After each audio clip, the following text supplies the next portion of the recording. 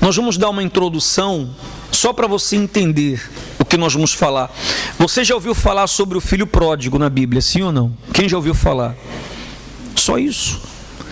Tem gente que está com o braço congelado. Só pode.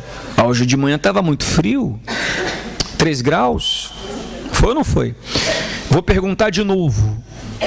Quem já ouviu falar do filho pródigo na Bíblia? Agora sim. Quem foi o filho pródigo? O que aconteceu? A Bíblia fala daquele jovem que ele queria conhecer o mundo, os fascínios do mundo.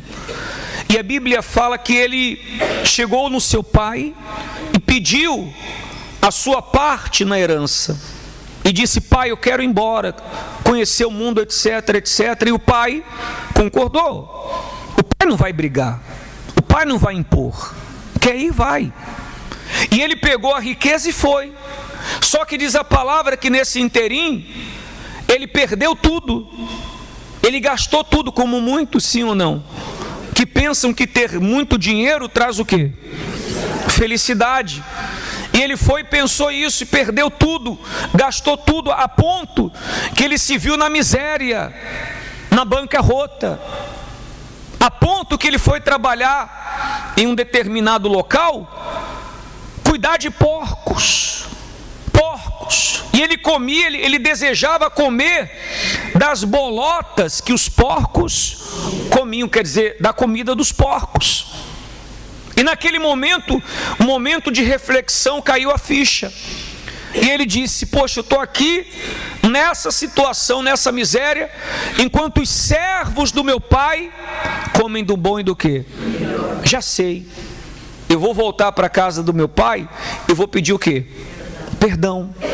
Vou me reconciliar com meu pai. E pai é pai, ou não é? Às vezes o filho erra, pisa na bola com o pai, com a mãe. Não é que a gente passa a mão na cabeça, mas tem coisas que a gente releva. Porque o pai, essa é a verdade. Sim ou não? O pai sempre estará pronto para quê? Para perdoar. O pai sempre estará pronto para receber o filho de braços o quê? Abertos. Eu sou pai, eu tenho autoridade para falar isso. Eu sou pai. Se eu não fosse pai, eu não ia entender um sentimento de pai. Mas eu sou pai. E eu sei como é que é. O filho erra, mas o pai sempre perdoa. Isso aconteceu quando o jovem voltou para a casa do seu pai e o pai viu o filho de longe. O que o pai fez? Saiu a correr, foi lá, abraçou o filho, deu um beijo. Percebe? O filho estava maltrapilho, estava como um mendigo. E o pai mandou trocar a roupa dele, colocar sandálias novas, um anel. Sabe que antigamente as famílias tinham um anel, um brasão? Sim ou não? Põe um anel no dedo do meu filho. Vamos agora fazer uma festa. Um bezerro, prepare um bezerro. Deu para perceber? E foi feita uma festa. E todos comemoraram que o filho voltou. O recomeço. Só que não para por aí. O texto continua e o texto fala do outro filho. Porque o pai tinha quantos filhos? 2. O mais velho, o mais novo. O mais novo foi o que foi embora e voltou. O mais velho não, ficou sempre com quem? Com o pai.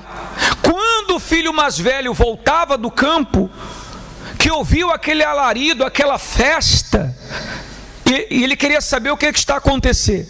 E aí começamos a ler no texto, versículo 25. E o seu filho mais velho estava no campo. E quando veio e chegou perto de casa, ouviu a música e o quê? E as danças. E chamando dos servos, perguntou-lhe o que era aquilo. E ele lhe disse: veio teu irmão e teu pai matou o bezerro cevado, porque o recebeu são e salvo. Mas ele se indignou e não queria entrar. Olhe para mim, por favor. Ele deveria ter se indignado? Será que ele também não deveria ter se alegrado? Será que ele também não deveria ter recebido o irmão de braços o quê? Mas veja que naquele momento ele se indignou, ele ficou injuriado, ele ficou chateado. Por quê? Porque ele achava aquilo que? Injusto. É injusto. Você vai ver agora por que ele achava injusto. Mas o facto é que ele também deveria ter recebido o pai, o filho, o irmão de quê? E não foi o caso. E aí ele fala, ele questiona com o pai. O texto sagrado diz: e saindo seu pai, rogava-lhe que entrasse com ele. Mas respondendo ele disse ao pai: eis que te sirvo há tantos anos, sem nunca transgredir o teu mandamento, e nunca me destes o quê? Um cabrito para alegrar-me com os meus amigos. E continua: vindo porém este teu filho, quer dizer, ele não se referiu ao irmão como o quê? O meu irmão. Este, quer dizer, uma forma assim bem pejorativa. Este teu filho, por quê? Porque ele achava injusto ele ter ficado com o pai tantos anos, e o pai, aos olhos dele, o pai não reconheceu o esforço dele, e agora naquele momento estava o quê? A receber o filho de braços. Mas o que o pai deveria fazer? Recusar o filho? O que o pai deveria fazer? Mandar matar o filho? Abandonar o filho? Não! Que culpa aquele pai teve?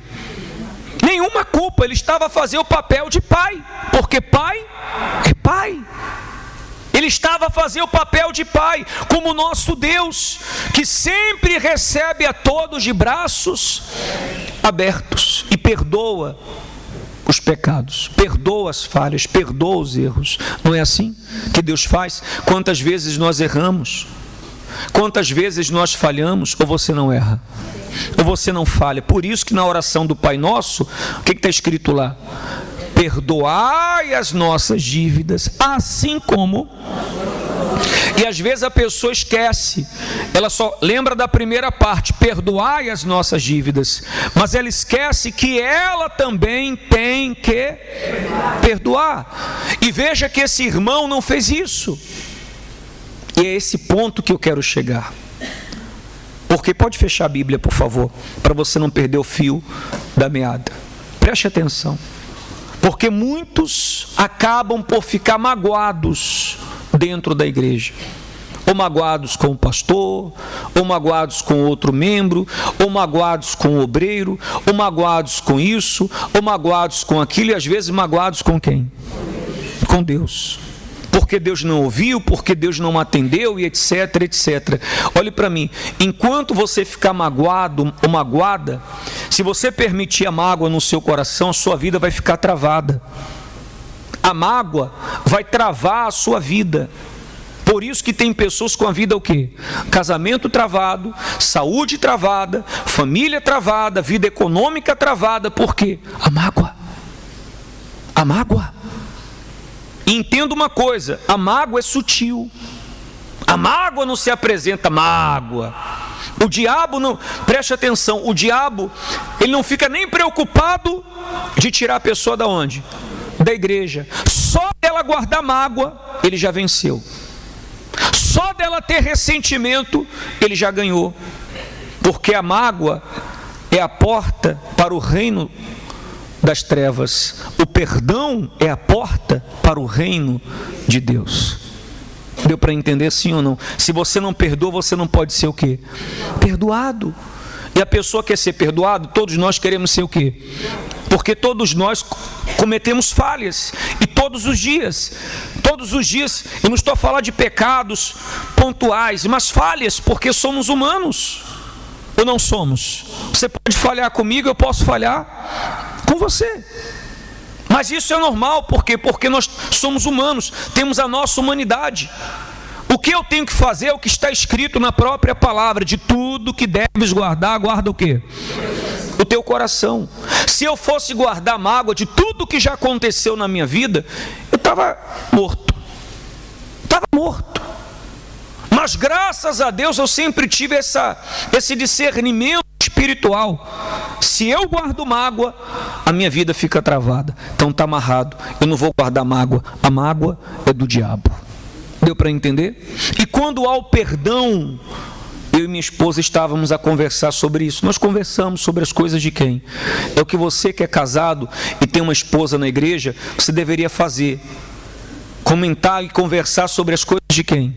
Com seus filhos. Falar das coisas de Deus. Eu lembro, só que abrindo um parênteses, eu lembro que aos domingos nós íamos para o culto e depois das reuniões íamos para casa. Os meus pais e meus irmãos sentávamos à mesa e o meu pai comentava, meu pai desde muito já é obreiro da igreja, e meu pai comentava sobre a reunião que foi feita mais cedo e a gente conversava naquele momento ali em família. Isso abençoa a sua casa. Amém? Deu para entender? Ou não deu para entender? Se você tem alguém que é da mesma fé, que está aqui, comente das coisas de Deus. E com ela nós comentávamos, e ela falou o seguinte: olha, o perdão é tão forte que quando a gente perdoa, a gente quer o bem da pessoa que a gente tinha mágoa. Bem. Porque tem gente que fala, eu perdoei. Da boca, eu perdoei. Mas se acontece alguma coisa com aquela pessoa, bem feito. Tá vendo? Fez comigo, agora pagou. Então ela não perdoou coisa? Porque quando você perdoa mesmo, você quer o bem dessa pessoa. Mas ela me fez tanto mal, mas você quer o bem dela. Por quê? Porque você é de Deus. Isso é se você é de Deus? Ou se quer ser de Deus? Pastor, e o que eu faço? Se eu tenho mágoa, como que eu vou perdoar? O meu coração não quer perdoar. Exercite o perdão. E como que eu exercito o perdão?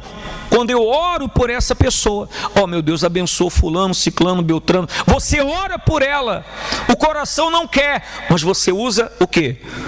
A sua mente, o seu raciocínio. Você usa a cabeça, não usa o coração. Deu para entender? Quando você perdoa mesmo, está perdoado, você quer o bem daquela pessoa, que tudo de bom aconteça para ela. Meu Deus, que tudo de bom aconteça para o fulano. Se você encontrá-la, não é que você perdoou e vai levá-la para casa, não é isso. Você perdoou, está perdoado, acabou. Mas quando você encontra essa pessoa, você já não tem mais nada, nada mais mexe, nada mais acontece aqui dentro, somente o perdão e o amor. Você ama aquela pessoa porque se Jesus falou que nós temos que amar até os inimigos, imagina às vezes até um familiar que você tem mágoa. Deu para entender sim ou não? O facto é que esse irmão, ele não perdoou e naturalmente não foi o quê? Perdoado. Olhe para a sua vida. Olhe para você. Nós vamos falar com Deus agora. Por isso a Santa Ceia na próxima semana, que é a Santa Ceia do reencontro, da reconciliação. E essa semana o que nós temos que fazer, todos nós? Temos que fazer um exame introspectivo do quê? E averiguar se não há ali algum resquício de mágoa, ressentimento, alguma coisa do passado, às vezes um patrão, às vezes um colega de trabalho, às vezes um familiar seu. E é muito fácil a pessoa guardar mágoa, basta ela não vigiar. Basta ela não vigiar. Eu poderia falar muito mais sobre esse assunto, mas que o Espírito Santo te convença. Porque se você não for convencida por Ele ou convencido por Ele, eu não vou poder convencer você. Amém? Fique de pé, por favor.